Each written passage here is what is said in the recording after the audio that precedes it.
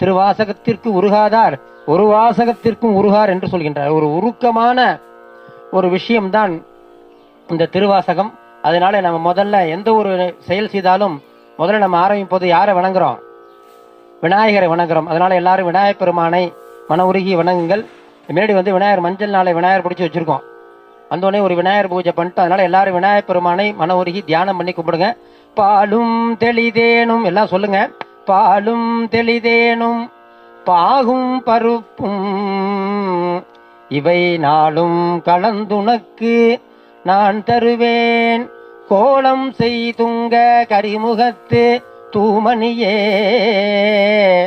நீ எனக்கு சங்க தமிழ் மூன்றும் தா அருகிவோம். இந்த பாட்டு எழுதுன யாருன்னு தெரியுங்களா? ஔவையார் எழுதுனாங்க. இதெல்லாம் தெரிஞ்சுக்கணும்.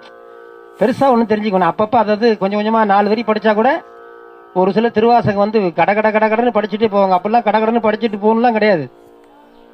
ஏன்னா திருவாசகத்தை நீங்க படிச்சீங்கன்னா திருவாசகம் உங்களுக்கு கேட்டதெல்லாம் தரும்.